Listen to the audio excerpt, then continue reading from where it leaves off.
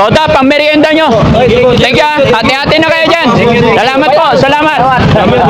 Okay. God bless. God bless. Ha? Salamat. Salamat. Binaliktad lang bit neto.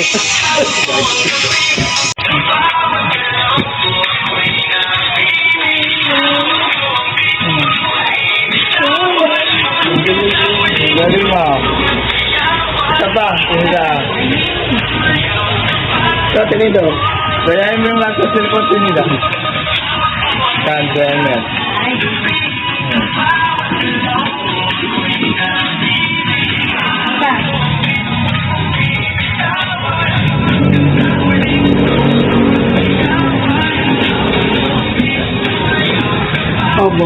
Aba.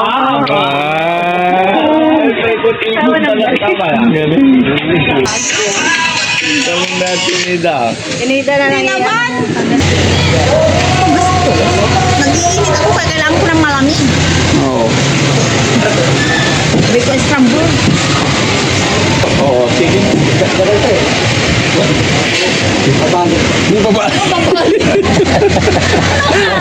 Magkano? Ito. Dagdago. Hindi, pangbayad niya lang sa ano yan, LRT ko yan. Oo. 50 lang sa ano, ngayon na yung tumaas. Oo, yan, 100. Hindi, kakain siya sa 7-Eleven. Ano, siopaw? Oo, okay na yan. Siopaw. Pwede na. Para makakalo, tukoyaki. Okay. Sige. Dasalan mo na ako. Oo, Para sige. matabi, balik ako. Bukas na umaga, balik ka. Oo, pusumaga. Hindi, mamayang gabi doon. Walang matutulugan to. Ay, matulog ka kasi mawawala yung mga gamit mo. Matabi, babalik ako. Oh, yung sapatos mo, hindi na kita bibilang sapatos pag nawala yan. Dasalan mo na ako. Oh, sige. Hindi na po muna matutuloy yung pagkuha ng dugo kay Ate Nida kasi gumising siya ng... Anong oras nyo kayo dumating dito, Ate Jo? 4. Alas 4 na madaling araw po, gumising siya, nagkape, nagtuslok ng pandesal. Nakalimutan mo, Ate Nida? Ha?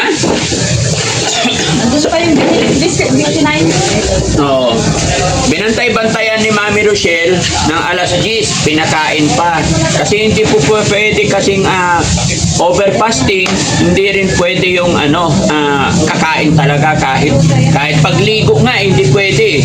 Kasi maligo ka lang, matutubigan na yung labi mo, kontaminado ka na. So, ang gagawin namin mga kababayan, re-skid na lang. Total, may binigay naman na si Doc na gamot niya. Tuloy na lang muna namin yung pag-inom ng gamot. Tapos, may time ulit, re-skid namin. Ang gagawin natin, sa biyahe pa lang, alis tayo ng gabi, alas 10, pakainin natin siya. And then, dire-diretso hanggang dito, diretso tayo sa clinic ni Doc. Sa sasakyan talaga tayo mag-i-stay hanggang alas 8 na umaga. Yun, siguradong mababantayan. Hindi naman natin pwedeng sisihin yung mga ganito kasi nga, may mental problem sila. Kaya okay lang. Walang magagawa talaga, no? Hindi rin naman pwedeng binalinan namin, okay naman kahapon, kaya lang ngayon sabi niya, nakalimutan niya. Kahit ako rin naman nangyari na minsan sa akin yan nakalimutan talaga. Kaya okay lang, di ba, Ate Nida? Balik na lang tayo. Dito ang importante, mainom yung gamot mo tuloy-tuloy. Di ba? Si tatay kasi, tay, halika dito. Natulog siya. Tay, upo ka dito. Sabi ko, bantayan mo yung anak mo. Ikaw na lang pakuhaan ko ng dugo niyan eh. Ha? Tulog ako eh. Oo, tulog ka. Kasi mga kababayan, dito namin sila pinatulog mag-ama. Sabi ko, bantayan niya si tatay, bantayan niya si Ate Nida. Tulog ka pa, naligo na. Hindi. Ano? Gising na ako. Oh, Ngayon, nagtanggal ng nagtanggal na? pajama niya. Oh. Umihi ako dun sa siya. Paglabas ko, tapos na kayo sabi niya. Oo, tapos lang pumasok. Yung pala maliligo. Oh, naligo siya. Naligo. Wala na. Tapos alas 4 daw ng madaling araw, nadatnan ni Ate Jo, may hawag sa pandesal. Nagtimpla mag-isa ng kape, tinutuslok-tuslok niya. Hindi mo na alam. Babalik na lang sa sunod tayo. Uwi na tayo siya. Ay, okay na. Uwi na. Madaling-madali ka uwi. Wala pa yung mga driver natin. Isi Hindi mo ba, ayaw mo enjoyin yung ano, yung buhay mo dito sa Maynila? Napupurin ka, bakit? Oh, tulungan mo kaya si Mami Rochelle dito. Pinasyal ako na, pinasyal ko na siya kagabi. Pasyal kami dyan. Ikot-ikot kami. Oh, magbalot-balot kayo ng mga gulay, oh. Pag magaling ka na, dito ka kay Mami Rochelle, ha? Huwag Nagbalat ng magkamot. sibuyas. Ha? Nagbalat ng sibuyas. Nagbalat siya ng sibuyas. Saka brokoli. Broccoli, very good. Gusto mo, Tinida, pag magaling ka na, dito ka na lang magtrabaho kay Mami Rochelle? Hindi nga, may sweldo ka. Pag okay na ang lahat, no? Pwede ba yun, Tay? Oo. May sweldo siya rito. Masipag naman to eh. Oo, nakita ko yung masipag. Pero bago yan, kailangan i-culture muna natin yung sarili niya, lahat. Kaya gusto ko pakuhaan ng dugo, Tay, para malaman natin yung sakit niya. Lahat. General cleaning ang tawag doon. General cleaning ang tawag doon. Tama ba ako? General check-up. Ha?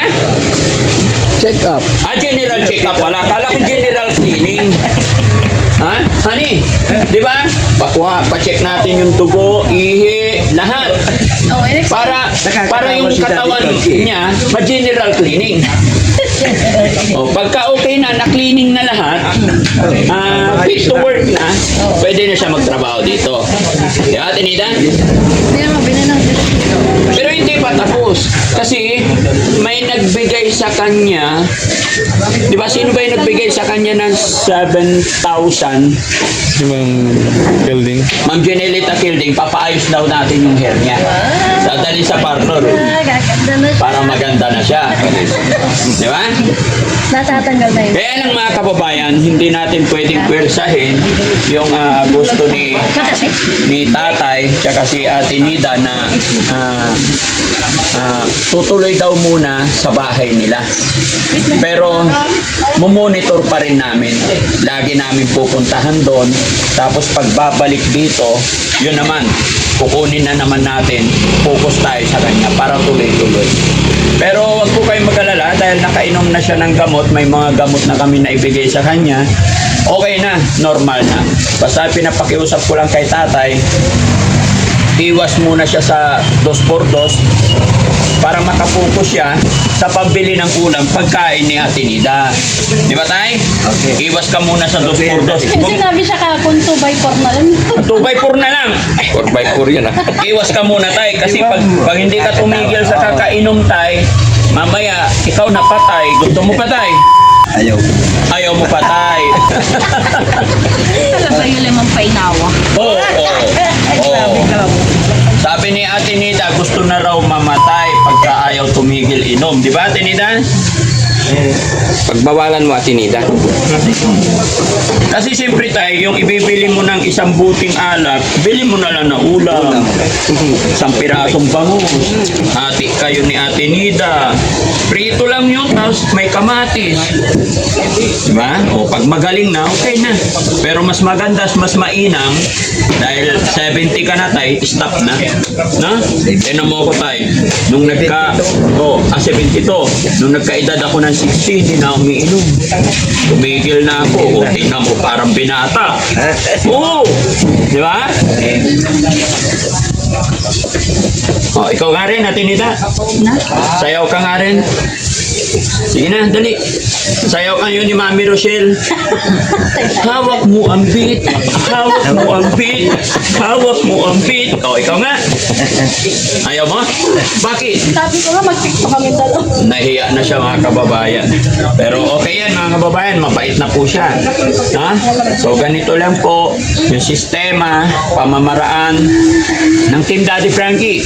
Hindi naman po namin nakukuha itong mga to, yung mga nire-rescue natin, tinutulungan natin na walang permiso galing sa kanilang magulang. At kung ano yung request nila, yun po yung binibigay natin. Hindi po basta-basta, lahat po may kaukulan or may napagkasunduan. At ito po yung kanila request na doon muna sa bahay nila. Pero gaya na sinabi ko, nakamonitor pa rin kung kinakailangan puntahan namin everyday, gagawin namin. Ayaw namin kasi na masayang yung mga pagod, effort, expenses na nasimulan natin. At pagdating naman dito sa Makati, Manila, si Mami Rochelle naman ang nag-aalaga sa kanila, nag-a-assist sa amin. Lalong-lalo na po sa doktor, si Mami Rochelle, at si Ate May, siya yung mga kasama namin. At sa mga hindi nakapanood, doon sa unang check-up namin, sa private doctor namin siya pina-check up kasi alam ko po na hindi naman siya ma-admit kasi maayos at matinong kausap. Kumbaga, napabayaan lang talaga siguro. Loobin nawa ng Panginoon mga kababayan na tuloy-tuloy para mas makatulong pa tayo. Honey? Good morning po. Ay, good morning. Kanina pa tayo nag-uusap, ngayon ka lang good morning. Oo. Anong ginawa niyo kagabi? Nagpinasyal-pasyal ko siya kasi naboboto daw siya. Sabi ko sa kanya, tara, labas tayo. Yun, pinasyal ko siya dito, tapos nagbili-bili siya ng kung ano-ano. Yun, tuwa naman siya. Hanggang hinantay ko yung alas 10, hanggang mga mag-11. Yan, 10:30 pinakain ko siya. Problema, may sinalas 4. Nagkape. Nagkape. Nagpandesal. Nagpandesal. Ayun, wala na. Saan kumuha pandesal? Hello. Tapos nagbigay si Binigyan, si ate yung pala may kasalanan eh. Binigyan mo daw siya ng pandesal eh. Kain siya doon, Oo. sa luma, tapos Tapos inalok boy, niya ako. bumili ako ng malunggay pandisa, sabi ko, tikman mo. Oh, ikaw ipatupay yung biko eh. Nakakala siya kumain. Diba? Tapos binigyan kita ulit ng isa. Ang laki-laki ng effort namin. Alam niyo mga kababayan, Layo. balikan po sana kami kahapon. Pero nung sinabi ko kay Doc na ipacheck ito, yun, suggest sa amin, general cleaning, ay general check-up. Kaya hindi kami umuwi. Nag-sacrifice ang team. Ayan o. Oh, namamaga pa yung mata. Ayan, nandito na ang team mga kababayan para kuhaan ng dugo ngayong alas 8. Wala na. Re-re-skid na lang namin. Kasi nga po, Explorer eh. kasi nga po, kumain siya kaninang alas 4. Kaya ang gagawin namin, next schedule, hindi pwedeng mag-extend pa kami dito kasi may mga naghihintay din sa amin na iba. So, re-skid na lang. Ano ate? Ate, yung tubig. Tago ko pa yung tubig mo ah. Tago ko pa yung tubig niya. Pamili yan. Thank you.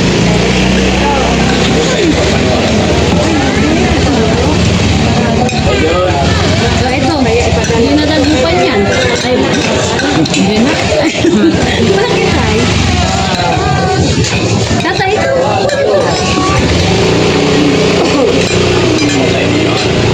Ayan mga kababayan to, di ba? Yan yung parati namin ulam. Favorite namin to. Gigi, tsaka upo. Upo. Kahit araw-arawin namin yung upo dito, walang sasakit ang paa. Aray ko naman. Ay, hindi na natamaan pala. Eh, dati kasi nga, kala ko talaga, sabi nila, sa pagkain. Hindi daw. Hindi daw. Hindi sa pagkain. Saan daw po, ma'am? Ha? Oo, sa stress. Oo, nabasa ko din yan sa Facebook. Na ang pagkakaroon ng, ano tawag yung rayuma? Gout. Daw, hindi lang sa pagkain. Hindi lang sa pag-inom. Stress. Pati sa stress. Pero yung mga yun, syempre, inaabot. Huwag rin sobra. Yes, wag sobra. Ako tingnan mo, nawala.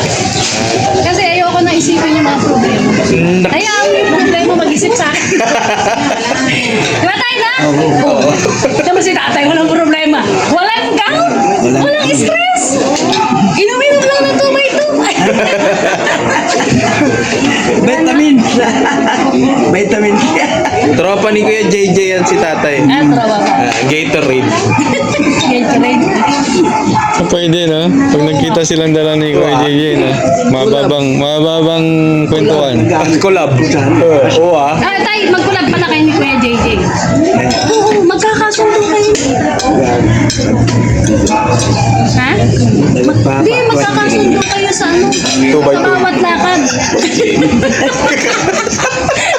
Pag saan pumunta yun, may Gatorade. Oh, diba? Okay ka na?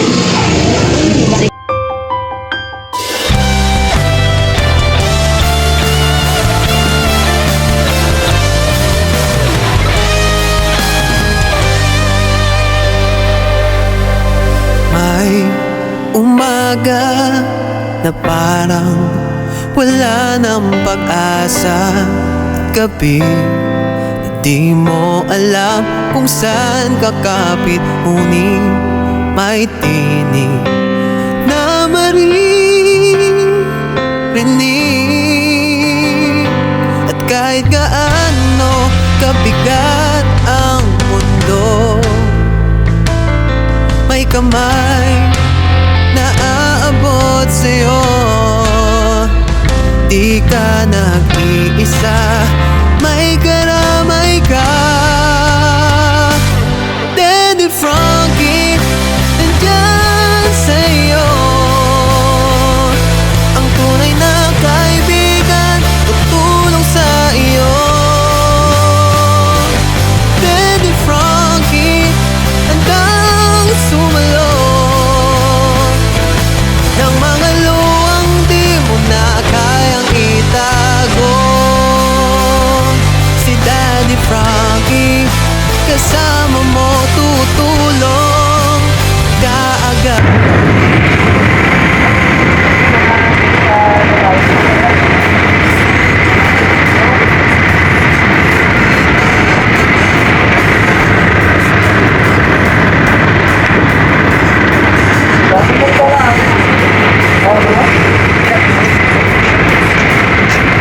Ay, dito muna tayo ha. Okay. Bukas na lang namin kayo ihatid. Wala naman trabaho eh. Para makakain ka muna. O, dito tayo.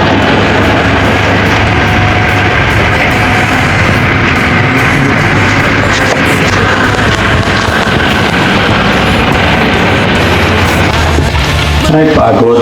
Diyos ko po. Halika tayo po ka dito. Ito ka po. Nandyan sa'yo. Kumusta ang biyahe tayo? Ayos lang. Kumusta ang buhay mo sa Maynila? Ayos lang. Okay lang? Parang pumuti ka kaagad sa Maynila. Ha? Nasa ilali, lilim eh. Nasa lilim, kaya pumuti. Kaya pumigot eh. Ayun mga kababayan, mga kabarangay. 2 araw lang kami ni tatay doon sa Maynila, pumuti na siya agad. Na? Kaya thank you Lord. 2 araw kami sa Maynila mga kababayan dahil sa pagpapagamot namin kay Ate Nida.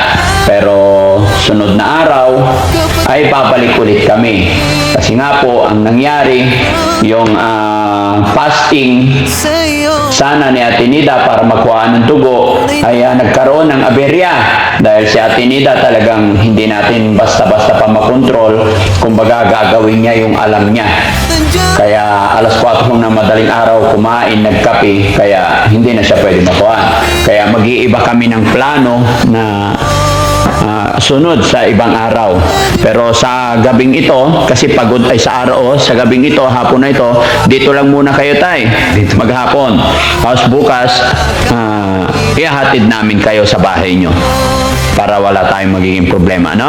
Kasi tuturuan pa rin namin kayo kung paano magpainom ng gamot. Tanong ko tay, kung nandoon na si Ate Nida, talagang mapapainom nyo rin kaya ng gamot yan? Siguro mapapainom na yan. Hindi, ayaw ko nang siguro tay. Kailangan sigurado. Papainom yan. Mapapainom. Sa bagay, ang laki na rin ng pagbabago. Kasi doon na sinabi ko nung, paggising niya, kumain ka muna bago ka kakain ng yung vitamins mo. Oo. Natulog ka kasi dapat alas 10 ako. Yun. Kumain. Inom. Oo. Hindi, napainom naman na ni Mami Rochelle kagabi yan. Kagabi. Di ba? Bago matulog. Okay. So, bukas, paggising natin, saka namin kayo ihahatid. Okay. So, yun mga kababayan, mga kabarangay, hanggang dito lang muna kasi alam ko, pagod din ng ating mga cameraman, pagod puyat, ganun din sa ating driver para mapagpahinga rin si tatay. Bibigyan natin ng higaan si tatay, no? Maraming salamat po. Magandang hapon, magandang gabi, and God bless po.